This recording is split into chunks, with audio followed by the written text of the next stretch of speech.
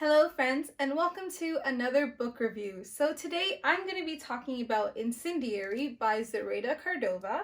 So I got this in both the Fairy Loot and Owl Crate subscription boxes. So this is the Fairy Loot version of the book, and I'm going to be doing a thorough spoiler review of this book. So if you haven't read it and you want a non-spoiler review, then you can definitely check out my channel. I've also done a spoiler-free review, so you can check that out. So in this review, I'm going to be going into the plot of the book. I'm going to be going into the different plot twists that happen in the book. I'm going to talk about the different characters in the book. I'll be talking about things that didn't really make sense / things I didn't really like in the book. I'll be talking about my predictions for the next book as well as my overall thoughts. Alright, so let's get this video started and let's start with the plot of the book. So the plot of the book revolves around a girl named Renata. So Renata is part of a group of people called the Moria, and the Moria are a group of people that have different magical abilities. They can either be Persuari, who use their magical powers to draw out emotions of the people around them. So this can be used in good and bad ways. So you can either use it to pull out either a strong emotion such as calmness to calm someone down, or you could use it to pull out an emotion like fear when you're fighting against someone and so that they can't move because they're so scared. Another power they can have is to be a Ventari, which is basically they can read minds. Another power they can have is they can be an illusionari, which can create these powerful illusions and make you see things that aren't really there. Or you can very rarely be a robari. And the way a robari's powers work is they touch someone and they can steal memories from them. So the kingdom where this is taking place, the kingdom of Puerto Leones, the king of that kingdom, King Fernando, is actually slaughtering the Moria so that he can take over their land. And Renata is a robari. So when she was young, she was actually kidnapped by the king's men, and she was used as a child to kill and slaughter thousands of her own people. But because she was so young, she didn't really understand what she was doing until she was actually rescued by the Whispers when she was about 9 years old, and they rescued her and took her back to live amongst the other Moria. It's only then that she realized what was going on and that she trained with them so that she could also be a part of the Whispers and help save her people as well as kill the king and the prince so that they can stop all of this madness. So because she was used by the king to kill all of her people, most of the Moria that are part of the Whispers don't really trust her. And because they don't trust her, they don't really include her. Like, she always feels like she's being left out. They always make comments about her, and you can tell just by the way they are around her and they behave with her is that they do not like her. But she makes it her life's mission to make sure that she can one day do something and prove to them that she can be trusted. So one day, when her lover and unit leader, who is Des, is captured and decapitated in front of her, which was decapitated in front of her by Prince Castienne, she goes into this murderous revenge part of her. And she becomes this person that all she can think about is getting revenge on Prince Castienne for killing Des. And so that's precisely what she does. She asks her entire unit to go away and leave her alone, which... okay, fine. Of course you gotta do everything on your own. And she goes back to the palace and she goes to Justice Mendez, who used to be her old father figure. And he pretty much was that father figure for her, and he's the one that used her to kill all the people. So she goes back to him and she says that she was captured by the Whispers and now she's finally back and she wants to serve him again and serve under the king. And so he believes her and he takes her in and he gives her a place to live in the palace. And he also tells King Fernando about this, and so everyone's aware, and now she is inside the palace. And she's looking for ways to kill Prince Castienne. Then she finds out through an almond stone, which is one of the stones that the Moria use to store memories, and she can use that stone and take its memories to see what it says. So the almond stone tells her that there is a weapon out there that the prince and the king know of that they're going to use to find the Moria and kill them. And so this is a game changer, because before, the Moria can just exist with the people because everyone looks the same, but now they have a weapon that can single out Moria and can help them kill them all. So this is changing the game. So as the story progresses, Renata gets more and more memories about Prince Castienne, and these memories are painting him as a different person than who his persona is said to be. And his persona is said to be this bloodied prince who is absolutely merciless but also very good looking, and he spreads carnage everywhere he goes, and he's absolutely ruthless and evil. But in the memories that she takes from people and sees of him, she sees that he's actually a person that's capable of love, a person that's capable of empathy, and a person that's capable of fear. And this starts to change the way she starts to see him. And she's like, you know, maybe I don't know the whole story. And so in the end of the book, you realize that Prince Castienne is actually a good person, which I'm like, whoa, okay, I like that. I like that plot twist. I did see it coming, but I liked it. And you find out that Des is alive. So that is going to be the summary of this. I'll let you know how I felt about all of this at the very end of the video. So now let's just move on to the different plot twists that were in this book. So when I say plot twist, I also mean like plot twists and like, oh my god moments. So the first OMG moment that I had was when Renata realizes that the memory she took from Des when she thought he was having a nightmare was actually the code he needs to escape the prison. And I was like, no, no, no. I was losing my shit. Like as I was reading that book, I was really losing my shit at that part. And I was like, oh my goodness, what's gonna happen now? So that was one of the first biggest OMG moments for me. The second huge plot twist / OMG moment for me was when Des was actually beheaded. I was like, oh my god, they actually went full on Game of Thrones here.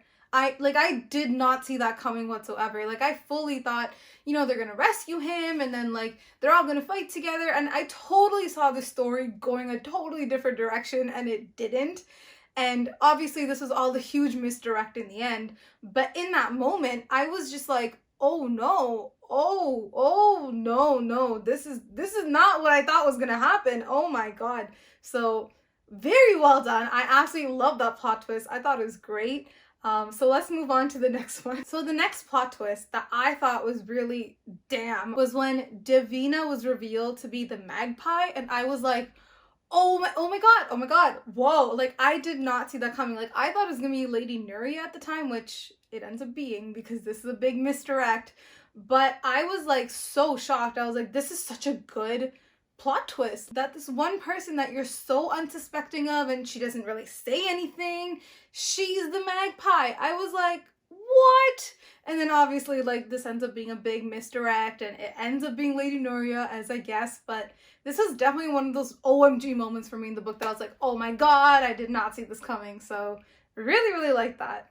And this falls hand in hand with the next plot twist, which is Lady Nuria is revealed to be the magpie, which again I saw coming because she's different than all the other people you meet. She's actually nice to Renata, and she is sassy, and there is some history with her and Prince Castienne. So because of all these things, like there's a part of me that's like, hey, she 100% has to be the magpie. Like there's no other way that it has to be someone else. So I did like this plot twist. It's something I saw coming, but I did enjoy it. Another big plot twist that I didn't see coming was when Margot was disguised as a dancer and she throws a dagger at the king, and Renata jumps in front of him to save him, because in that moment she could have let the dagger hit the king and it in theory would have been over. But at that point Renata saw the bigger picture, and she was like, if you kill the king now, somebody else is going to take over. And at this point, she still thinks Castienne is bad, and there's a weapon out there. So she's like, we need to think bigger picture here, and we need to find the weapon and destroy it before we go for the king and the prince. So this was a really big OMG moment, and definitely to Margot, this feels like Renata is being a betrayer, and she's betraying the Moria. But Renata's actually seeing the bigger picture and not thinking short-sightedly. She's thinking ahead, and she's like, no, we need to get to the weapon first, destroy the weapon, and then everything else comes after. So I really did enjoy this plot twist. The next plot twist is when Castienne calls her Nati, and I'm like, oh, okay, wait, because Nati is supposed to be her real name, and Renata is a name that Justice Mendez gives her after he kidnaps her. And so this is like, okay, hold on. So he knew her when she was in the palace. So that's interesting to me. And that really, I was like, so maybe he's the one that saved her. Maybe it wasn't Des like the way she remembered. And so I was like, okay, and that really shook me. And then when it's revealed that Des is actually his brother, and he's the brother that everyone thought died, but that's actually not the case. But obviously they made Castienne believe that he did that, when in reality, Des was taken from there to the Whispers and raised under the Whispers instead. So this, I was like, again, I saw it coming as soon as we saw, like, you know, the baby box and it said like CA on it. And I remember in the very beginning of the book, they called Des Andreas, and I was like, okay. And then the entire time, she made it a point to call him Des so that, you know, if you didn't really pay attention, you wouldn't see it coming at the end. But I 100%, like, as soon as it said C-A and there was a heart, I was like, all right, it's Andreas. We already know. And so that was definitely a good plot twist, and I absolutely loved it. And so after that, you find out he's alive, and oh, that was so good. I was so happy that he was alive, but I was also angry because I'm like, why didn't you come to find Renata? Like, she was mourning for you for so long, and you said you loved her. So that's another thing that really pains me. And another thing that really pains me is when Margot betrays her at the prison. And I was like, no, because I was really happy that Margot and Renata were getting close. And like when they battled together, like the way she described it is the way they fought was they both knew what the other person was going to do. So they just fought so well together and took so many people down. And I was like, yes, I was here for it as I was reading it. And then she betrays her, and I was like, no. That really hurt me. That one betrayal really did hurt me. And then the very last plot twist is Prince Castienne is an illusionary. So the entire time when he beheaded Des, he actually just chopped off an ear. And he actually didn't really behead him, and Des is very much alive. And so I was like, how did I not see he was an illusionary? Like, I was like, oh, he probably has an illusionary that like helped or whatever. But then I was like, why didn't I just think he is an illusionary, you know? That was a very good plot twist, and I absolutely enjoyed it. I loved like all of these plot twists in the middle, and I thought they were very, very well executed. There was no plot twist that I was like, oh, this doesn't really make sense, or oh, you know, this wasn't as well alluded to before. I thought they all made sense, and I thought they all were like executed pretty well. So now I'm just going to talk about the characters and give a little description about who they are and how they fit into the story. So the first character is Renata, and Renata, or Nati, is somebody that has a very, very tragic past. So she was kidnapped when she was young, and she was manipulated to kill thousands of her own people. And then when she was 9, she was rescued by the Whispers, and she was never really accepted by them for something that she did when she was so young and manipulated. So that's something that's always stayed with her, and she's always just wanted to prove that she is someone that can be trusted and that she does want to save her people, and she will do anything and everything possible to do that. She's also a character that acts on emotion a lot towards the beginning. So examples of this are when she goes into this blind rage revenge as soon as Des is killed to kill Castienne. And she's in, like, there's a huge chunk of the book where she's just like, I need to kill him, I can kill him with my hairpin, I can kill him with this little napkin. Like, she is thinking of every single way she can to kill him. And this is also shown in the beginning when Des is having a nightmare and she just instinctively, emotionally reaches over and takes out the memory because she wants to help him. But she, in neither of those situations, stops to think and really like evaluate what she's doing. She just goes ahead and does things based on how she feels. But this is something that definitely does change throughout the book. She's also someone that's very scared of her Robari powers, and that's why she always keeps everything buried within herself. So all of the memories that she did take from people, she's buried it in a part of her mind that she calls the gray. And because she hasn't fully embraced her powers, throughout this book, she'll keep getting visions and flashbacks of memories that are not even hers, that spill out from that gray because she's not able to control her powers and she hasn't embraced her powers because she is scared of her own powers. So this is also something that changes throughout the book, and she slowly starts to accept her powers a little bit more, but I'm definitely curious to see how full that arc goes into the next book. So in the beginning of the book, her main motive is to kill Prince Castienne for killing Des. However, throughout the entirety of the book and by the end, her main motive becomes, we need to kill this weapon, we need to kill King Fernando and save Castienne. So that is definitely something that is a whole 180 from who she is in the beginning to who she becomes at the end. And I'm very, very excited to see what happens in the next book and how she grows even further as a character. So the next character I'm going to talk about is Des. So Des is Renata's lover, and he is the unit leader of the Whispers. And he's also the son of Elan, who is the leader of the Whispers. And so off the bat, we're shown how awesome he is, how charismatic he is, how good looking he is, and how he's a very, very skilled persuari. And he is also shown to be an excellent leader. He's shown to be super brave and super courageous. However, you see chinks in his armor when he shows his emotional side to Renata and only to her. He shows her that he is capable of fear and that he is scared of the mission that his father wants him to do. And he shows it to her very briefly, and right after that, he's killed off. So after his death, the only things we find out about him are through Castienne.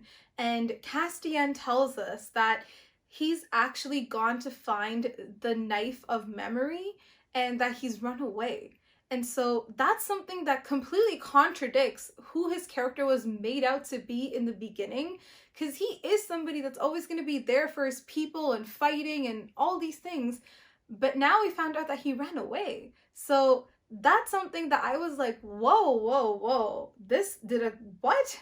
Complete 180 here. So I'm excited to see what exactly happens with his character moving forward, and I hope we get more of an in-depth look into him, because clearly there's a lot more layers to him than we actually know and actually understand. The next character I'm going to be talking about is Castienne. So Castienne, right off the bat in the first chapter of the book, he kills a Nuria spy cold-bloodedly, and he is known as the Bloody Prince. He loves to spread carnage and suffering and all of these things, and so that's our impression of him right off the bat. And then within the first 100 pages, he also beheads Des, and I'm just like, okay, this guy is, I guess, just pure evil. But then I love the slow 180 that his character takes. It's not like a really rapid one like Des, where we see night and day. But for Castienne, it's slowly she uncovers certain memories that, he's crying in which he shows love, in which he shows empathy. And you're just like, wait, this doesn't seem like the Bloody Prince I read about in the beginning. This seems different. He seems to be putting up this persona, but he doesn't seem to be that exact person. And his moment to shine comes in that library scene when Renata is fighting him and she is going for the kill here. And he just tries to not hurt her and try to defend himself. He is not taking any swings at her to hurt her. He is only trying to defend himself. And this really does show that he doesn't want to hurt her. He is a good guy. And he also calls her naughty in that scene. And I'm like, oh my goodness, there's so much more. So that's one of those scenes that I was like, okay, he is a good guy. Like, if he's somebody that loves killing, like, he would have killed her here. There were so many opportunities and he would have done it. So that's something that it severely shifted the pendulum to good guy.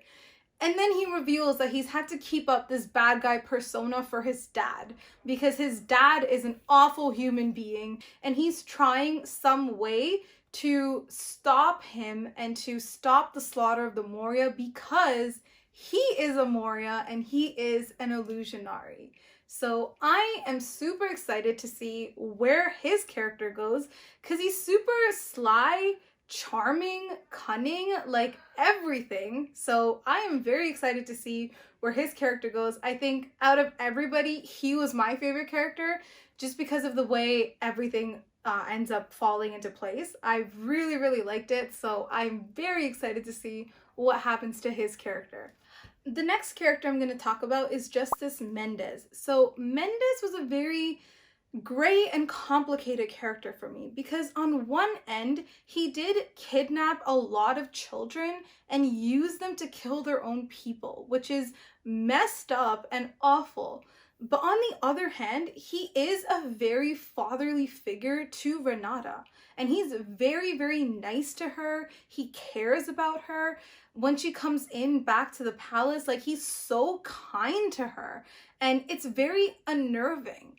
It's like when you want to hate someone for all the things they do, but there's a complex part of it is things they do are bad, but they could have a soft side. And it's such a weird, mind-boggling thing because I just couldn't place him.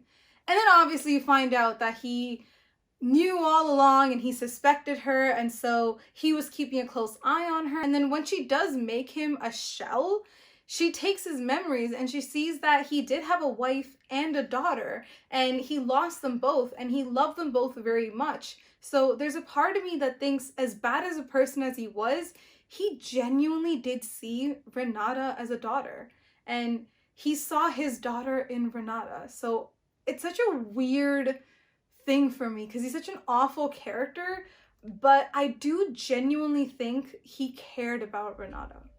And so I loved reading about him because he wasn't a one-dimensional villain. Like, he wasn't just evil, evil, evil. He did a lot of evil things and he wasn't by any means a good person, but he was really good to Renata and he did genuinely care about her. So that's something that I'm like, I am very, very glad that he was written so complex. And I really did enjoy that. And that's why I like him so much, because he isn't such a one-dimensional villain where he's just evil and evil and evil. He does bad things, a lot of bad things, but like, he also does have some redeeming qualities, which is so strange to read about because he was so complex. Every single time he was in a scene with Renata, I was like at the edge of my seat because I don't know where to place him. He is evil, he's evil, he's evil is what my brain is screaming. But he's being so gentle to her. And so I'm like mind boggled as I'm reading this because I'm like, oh my God, he's evil, he's gonna do something. But he's just so nice to her. So it was just so strange and unnerving to read the parts he was in. So if you can do that to me as I'm reading a book, I thought it was absolutely amazing, and he was so well written and well executed in this entire book. So the last character that I'm going to talk about is Lady Nuria. So Lady Nuria is a very respected socialite, and the thing that really makes her stand out is that even though she's super respected and high class, she still really does respect people that are lower than her. Like, she doesn't treat them like scum, and she is genuinely a good person. And you see this because she treats Renata so well. She treats the maids and stuff so well. And so, like, when she first came onto the page, I just felt a sense of warmth from her. And I absolutely loved reading every single part that she was in. So another thing about her is that even though she's really nice, she's also super, super sassy. So if any of the other people of the court are mean to Renata or say anything to her, she is just as sassy back to them. And I absolutely loved it. Kind and sassy in one person is like the ultimate, like, you have it all at that point. You're kind and you're sassy. So I absolutely love that part of her. And when she was revealed to be the magpie, it made sense to me because I'm like, you're the only person that's nice to Renata and you're the only person that's influential enough for me to think that you were the magpie. So I did really enjoy it, and I do hope we get to see more of her in the next book because I really did like her. So that's it for all the characters that I'm going to be talking about. Now I'm going to be moving on to things that I didn't think made a lot of sense, or things I don't really understand how they work. So this is one of the first things I read in the book, and I kind of just laughed out loud when I read it because I was like, what? So basically it's in the forest when Castienne's men have the unit surrounded, and he tells his men visibly in front of everybody and Des not to harm Des. And then Des instinctively takes a poison vial and puts it to his mouth, and he's like, let them all go or I will drink this poison. And then Prince Castienne goes, oh, you overestimate your worth. And I'm like, what? You fully like laid down all your cards. You were like, don't harm this person. So obviously he knows that he can't be harmed. So of course he's gonna put the poison vial into his mouth because he knows you're not gonna harm him and you're gonna do what he asks you to do because you want him alive. Like, you already put all your cards on the table. There's no more, oh, you overestimate your worth. I was like, this is so stupid. This is such a stupid scene. Like, why? Stupid. So that was one of the scenes that I actually burst out laughing. I was like, seriously? You overestimate your worth? Oh, wow. Anywho, there's more where that came from. The second scene that didn't make as much sense to me is when Renata takes Justice Alessandro's memories, and by the way, scumbag. Anywho, she takes his memories because he's gonna lie and say Divina stole a necklace and get her like executed for it. And so she steals his memory. He goes unconscious in the kitchen, and then both her and Divina take his unconscious body from the kitchen to Justice Mendez's office. And nobody sees this. What? I was like, you are carrying an unconscious body, like the two of you together, from one part of the palace to another part of the palace in the hallways, and nobody saw this. Like, nobody? I was like, okay, that's a little much for me to be believable, but I was like, all right, I'll let that slide. So the other thing that I don't really understand about this is how the memory taking magic really works, because she takes Des's memory about Riomar and then he's still able to tell her about it and he's still able to talk about the memory, but I'm like, but didn't you take that memory? Like, I'm so confused.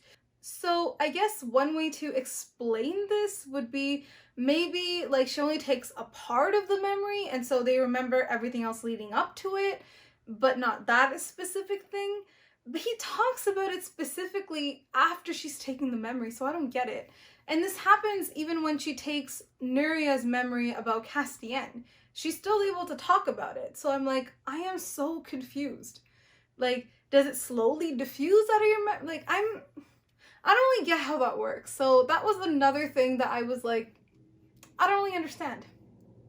So yeah, those are the three things that I was like, this doesn't make sense, or I don't really understand in this book for me. If there's more that you found, please do let me know in the comments down below. I would love to discuss those with you. So now I'm going to talk about some lingering questions that I still have.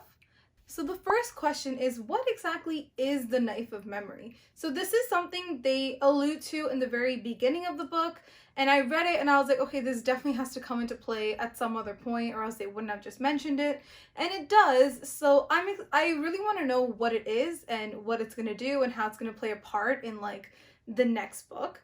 So that is definitely something I would like to know the answer to. The second question I have is, what exactly happened between Castienne and Nuria 10 days before the wedding when he broke it off, because he's super heartbroken about it and she's super heartbroken about it because he's the one that calls it off. So we actually don't really know. We just know they went on a trip. She says that he told her that it was over only 10 days before, but then in memories, he appears so heartbroken about it. So I really do want to know what exactly happened there and why that happened the way it did.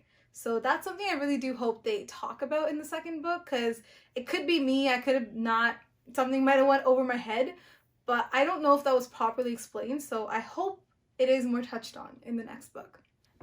The third question I have is, why was Castienne so genuinely terrified when he saw Elan when he was battling Des in the Battle of Riomar? Because they do say that both Castienne and Des were never the same after that battle. So we know why Des wasn't the same, but Castienne, we don't really understand why he's so affected. So I really do want to know why he had a genuine look of terror. I would love to find out what exactly happened in that scene. So I do hope it is more discussed in the next book. Now I'm just going to talk about some predictions that I have for the next book. So the first prediction I have is, again, this might be unpopular, but I think Castienne and Renata are going to end up together. And hear me out, okay? They have amazing chemistry in these books. Like, oh my God.